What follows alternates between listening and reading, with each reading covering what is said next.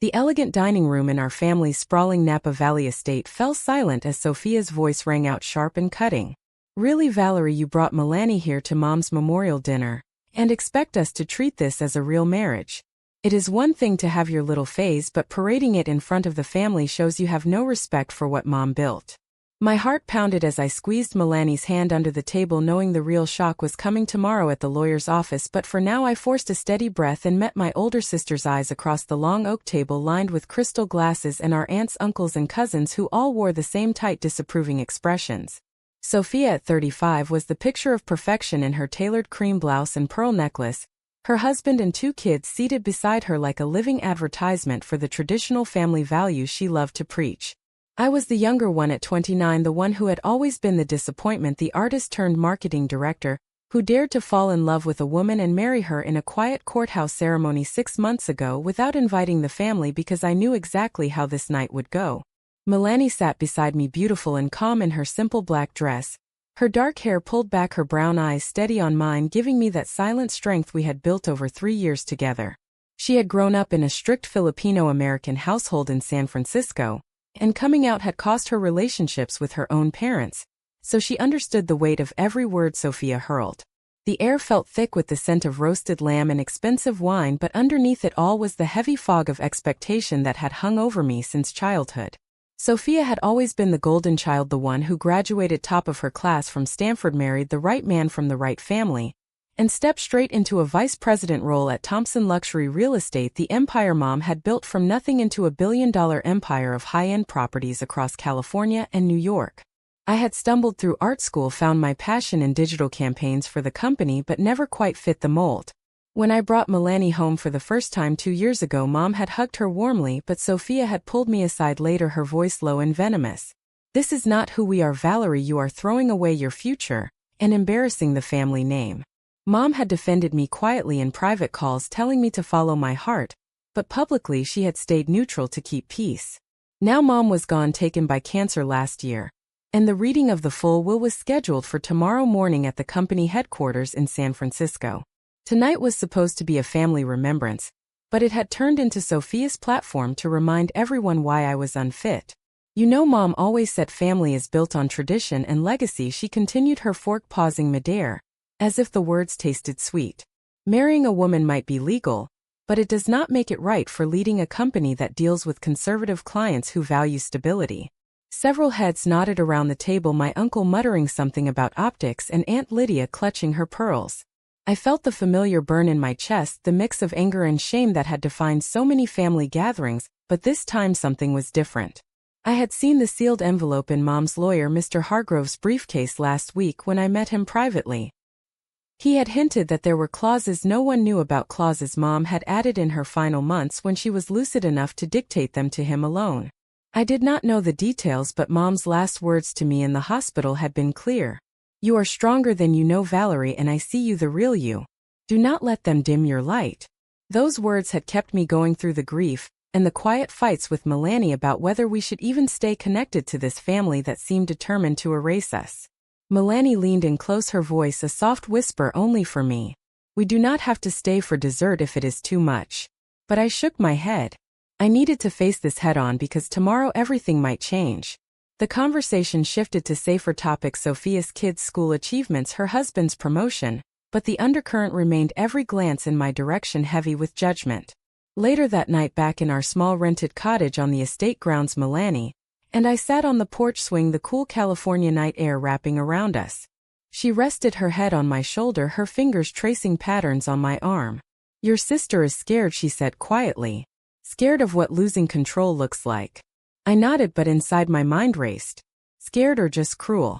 I had spent years trying to prove I belonged, fighting for a place at the company table despite the whispers in the hallways about my lifestyle. Melanie had her own battles as a freelance photographer, her work often dismissed in elite circles because of who she loved. We had built a life together, small, but ours, a cozy apartment in the Mission District, weekend hikes in Marin, and late nights talking about dreams beyond the family shadow. Yet the pull of the empire, the legacy Mom had poured her life into, tugged at me. What if tomorrow confirmed what Sophia believed, that I was just the spare, the one who would be sidelined with a token share while Sophia took the reins? Sleep did not come easy that night, my dreams filled with Mom's face smiling at me in secret the way she had during our last private lunch when she had slipped me a note I still carried in my wallet. Trust the plan, my brave girl. The next morning we drove in silence to the downtown San Francisco headquarters, the glass tower gleaming under the sun. The conference room was already full. Sophia at the head of the table in Mom's old chair, her posture claiming territory. Mr. Hargrove cleared his throat, the room quieting as he opened the thick folder. First the standard distributions, he began reading off percentages to cousins and charitable donations. Sophia smiled smugly, her eyes flicking to me with pity. Then he paused and pulled out a second document sealed with red wax. This is a codicil added 6 months before Mrs. Thompson's passing, known only to me and one witness. It concerns the controlling shares of Thompson Luxury Real Estate. Sophia leaned forward, her perfectly manicured nails tapping the table. Get on with it. Mr. Hargrove adjusted his glasses and read the words that would shatter everything. To my daughter Valerie Thompson I leave 51% controlling interest in the company, including all voting rights and decision-making authority. This is because I have witnessed her courage, integrity, and ability to lead with compassion, something the family needs now more than ever. The room erupted. Sophia's face drained of color, her mouth opening in shock as relatives gasped and whispered. I sat frozen, Melanie gripping my knee under the table, her eyes wide with disbelief. What the hell is this? Sophia finally spat, standing up, her chair scraping loudly. This must be a mistake or worse, manipulation. Mom would never do this to me. But Mr. Hargrove remained calm. It is legal, ironclad, and witnessed. Your mother was of sound mind and she left a personal letter for Valerie explaining her reasons. The letter is to be delivered privately after this meeting. As chaos swirled around us, arguments breaking out about fairness and challenges, I felt a strange calm settle over me. All the years of being the lesser one, the mocked one, the one who chose love over approval, had led to this moment. Sophia turned to me, her eyes blazing with betrayal. You planned this, did not you? You and your wife wormed your way into Mom's heart, while I was the one running the day-to-day. I stood slowly, my voice steady for the first time in years. I did not plan anything, Sophia. But maybe Mom saw what you never could. The price of that truth was already clear in the way my aunts turned away, and my cousins exchanged glances full of resentment. Melanie looked up at me with a mix of pride and worry, knowing this victory came with a cost we had only begun to pay.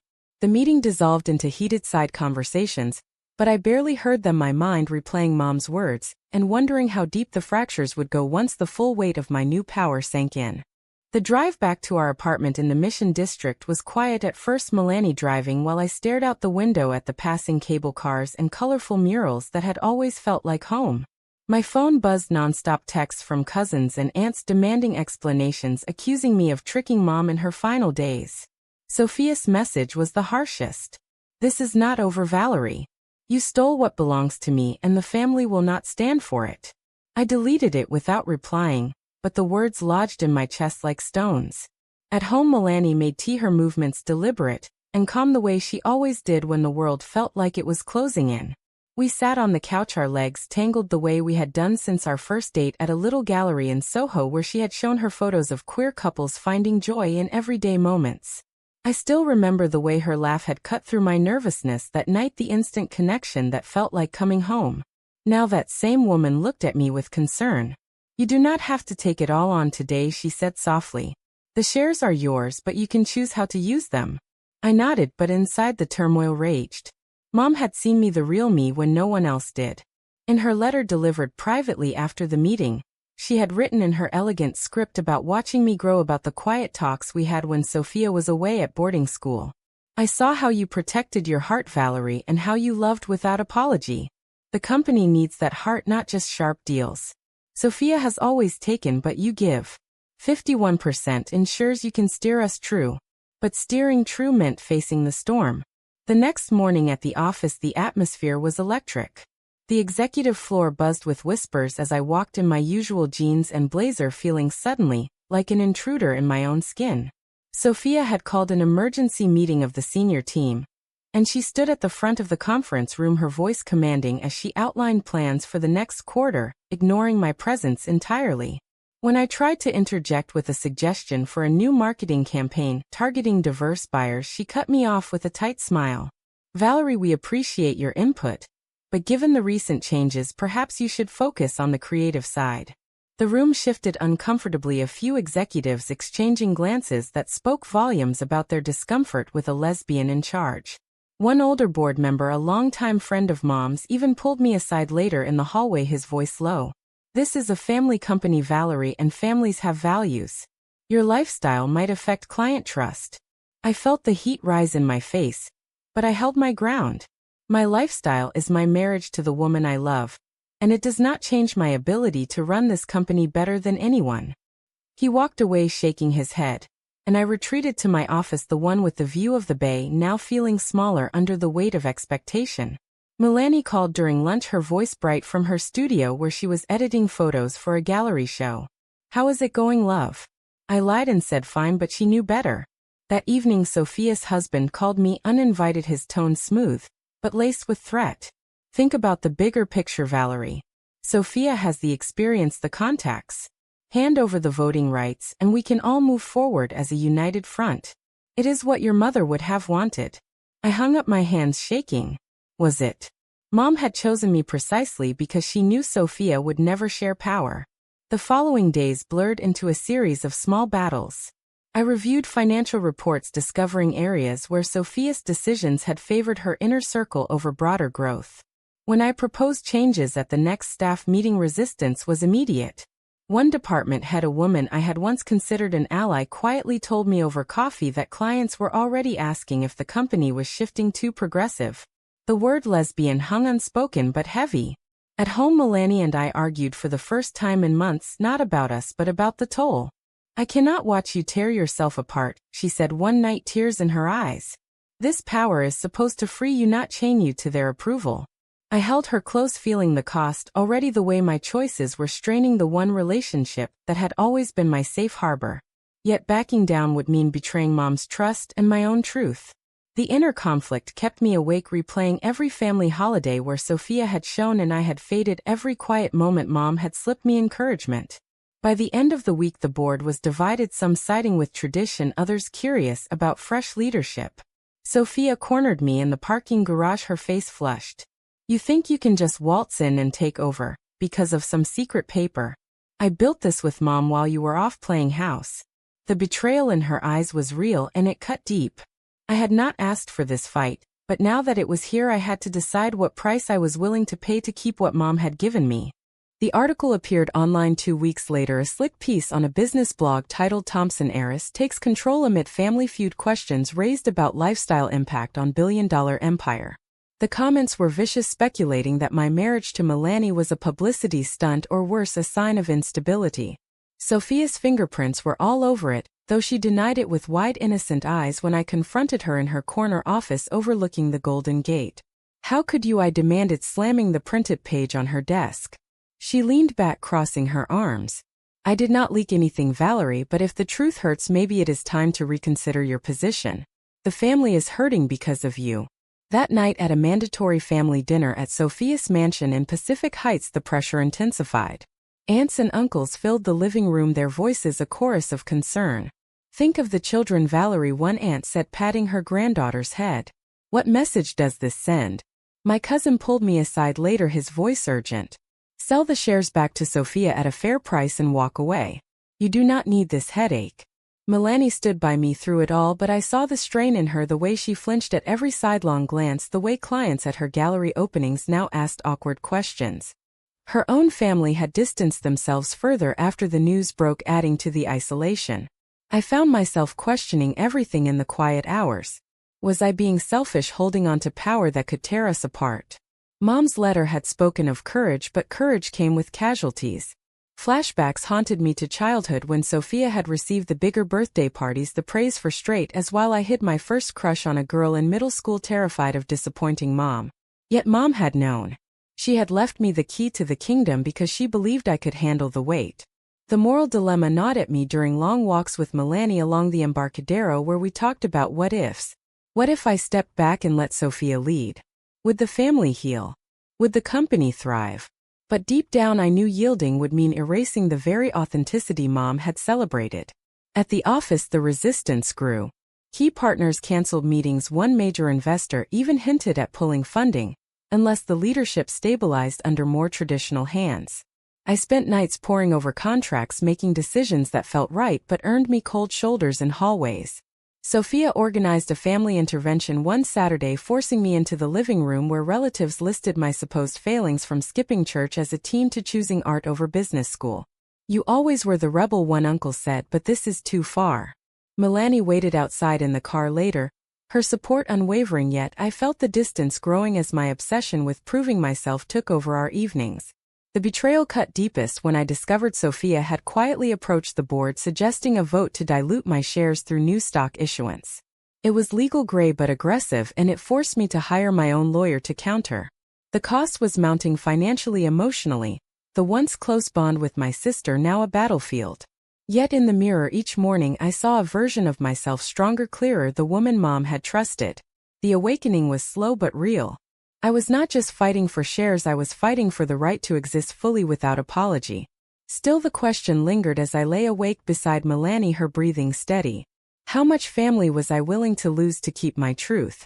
The emergency board meeting was called for Friday afternoon, the tension thick enough to choke on as I entered the room. Sophia had rallied her allies and the table was split down the middle, half the members eyeing me with suspicion. She opened strong, proposing a restructuring that would limit my voting power, citing company stability. The arguments flew, accusations of inexperience, my lifestyle being a liability. I listened, feeling the old insecurities rise, but then Mr. Hargrove entered unannounced, carrying another sealed document. "This is a supplemental letter from Mrs. Thompson dated 2 weeks before her death," he announced. "It details her full reasoning and is binding." The room quieted as he read aloud. "I have watched Sophia excel in execution, but Valerie, you possess the vision and heart needed for the future. My choice of 51% is to protect the company from division and to honor your courage in living openly when it would have been easier to hide." Sophia shot to her feet, her face twisted. "This is forgery." But the signatures matched and the witness, a trusted nurse, confirmed it. Chaos erupted, Sophia accusing me of coercion, her voice breaking for the first time, showing the raw hurt beneath the perfection. I stood and spoke for the first time that day. "I did not ask for this, but Mom gave it because she believed in me. I will lead with fairness, but I will not apologize for who I am." The vote to challenge the will failed narrowly, and suddenly the power shifted. In the weeks that followed, I made my first major decisions, reassigning an underperforming division head and greenlighting a campaign featuring diverse families, including same-sex couples. The backlash was immediate. Stock dipped slightly and 2 clients walked, but new ones emerged, praising the fresh direction. Sophia did not go quietly. She leaked internal memos to the press, twisting my decisions as reckless, and within days tabloids ran stories about the lesbian takeover threatening family values. Melanie bore the brunt, her studio flooded with hateful emails, her upcoming show sponsors pulling out. "We fought one night, the stress boiling over. I cannot lose you to this war," she cried. "But I cannot lose myself either," I replied, the words heavy with truth. The betrayal from Sophia came to a head when she allied with a distant uncle to file a lawsuit contesting the will on grounds of undue influence. The legal bills mounted and the emotional toll showed in late nights where Melanie and I barely spoke, just held each other. Yet through it I found clarity in Mom's words: the price of leadership was not just money but relationships fractured beyond repair. At a tense lunch with Sophia, she finally broke. "Why did Mom choose you over me? I have given everything." "Because you take without seeing the cost," I said gently. The confrontation left us both drained, but it marked a turning point. I offered her a significant role with oversight but not control. She refused, storming out. The company began to stabilize under my vision, but the family fractures deepened, aunts refusing calls, cousins choosing sides. The awakening was bittersweet. I had claimed my place, but at the cost of the sister who had once been my protector turned rival.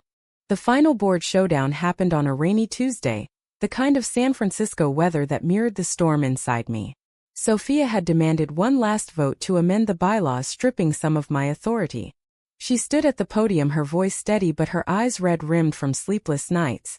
"This is not about me, it is about preserving what Mom built," she argued. "Valerie means well, but her choices bring unnecessary risk." Whispers rippled through the room, old allies shifting uncomfortably. I rose to respond, my hand steady for the first time. "Mom chose me because she saw the future, not the past. I have made tough calls and the numbers show growth in new markets. But more than that, I refused to hide.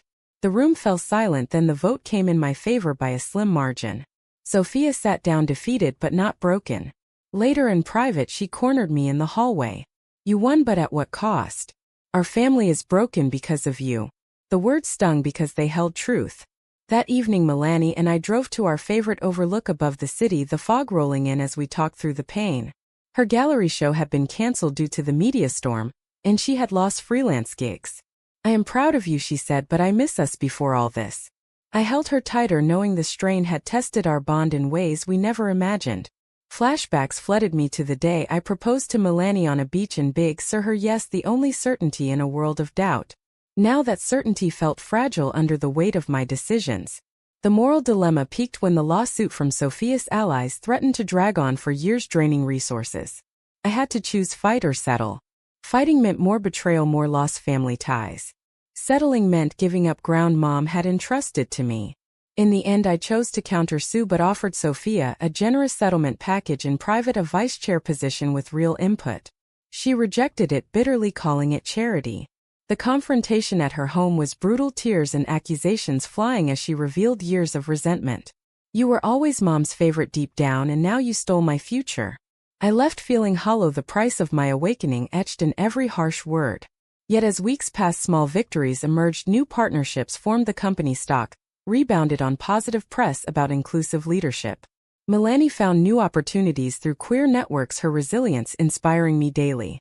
The inner conflict softened into acceptance. I had paid dearly, but I had chosen truth over comfort.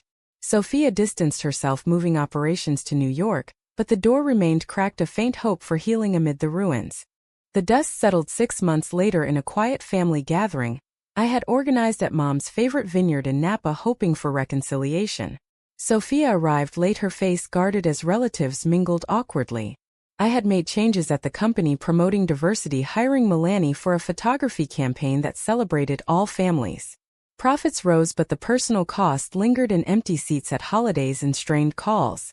Melanie stood beside me, radiant in a flowing dress, her hand in mine as we toasted to new beginnings. Yet Sophia pulled me aside under the oak trees, her voice low. "I see what you are doing, but it does not erase the pain. You chose power over us." I met her gaze, the years of rivalry and love colliding.